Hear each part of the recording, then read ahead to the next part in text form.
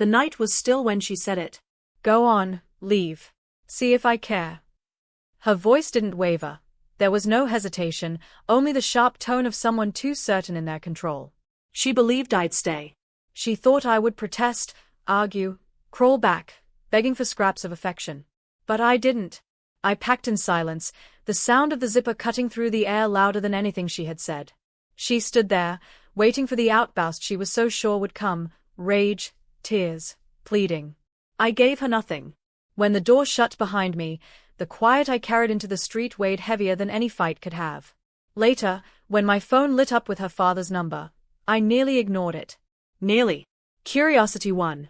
His voice thundered through the line, full of disbelief. Do you know what he just did? I didn't answer. I didn't need to.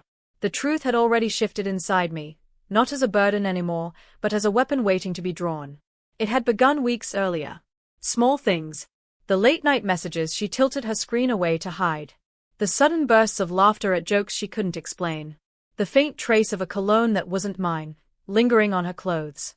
I told myself it was paranoia, that I was imagining it. But denial doesn't erase the truth, it only delays it. Then came the night I reached for her hand in bed, and she flinched. Not from disgust, but from guilt. Her eyes darted away before mine could catch them.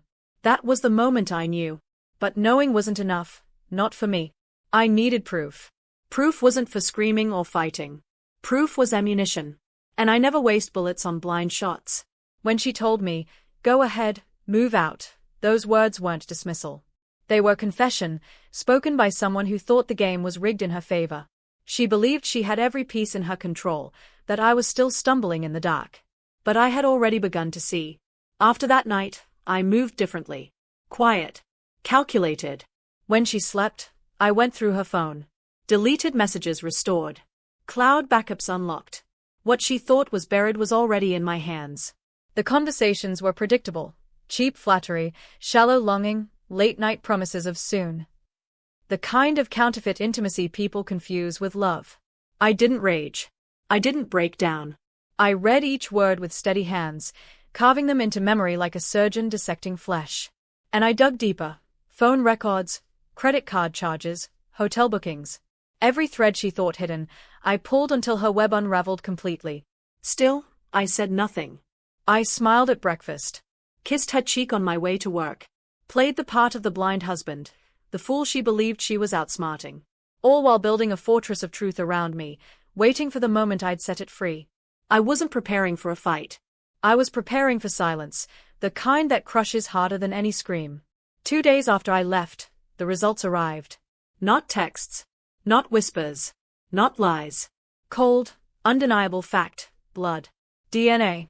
The child she claimed was mine, wasn't. I didn't storm in, waving papers in her face. I didn't shout.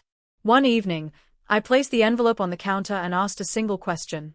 Who's the father? Her face collapsed. The arrogance that once defined her cracked instantly. Denial tried to rise, but the documents silenced it. She wept, begged, tried to explain. I listened, calm, detached. Her tears fell like blunt blades against armor I had long since forged. I didn't argue. I didn't curse. I let her sink beneath the weight of her own unraveling while I stood untouched at the shore. That night, I walked out again. But I didn't leave her in silence.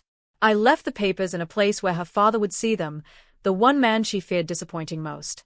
He admired me, respected me. He believed I was the steady ground she stood on. When he saw the truth, his fury wasn't mine. It was his. Days later, I heard his voice booming through her house, a storm of rage. Do you realize what he just walked away from? Do you have any idea what you destroyed? She thought he would rage at me. Instead, every word became a dagger sinking into her. I didn't linger to listen. I didn't need to. I had already won. Now, when I think of her, I feel nothing. No anger, no longing, no loss. She gambled with betrayal, expecting me to fold. Instead, I went all in and walked away with the only thing that mattered, myself. She remains trapped in the ruins she built. Abandoned by the man she betrayed me with. Shunned by the father who once defended her. And me? I walk forward, free. The silence I carry now is not heavy, it is sharp, a blade forged from her lies. I left her with nothing. I reclaimed everything. She told me to move out, thinking I'd come crawling back. I moved out, and left her to beg for the rest of her life.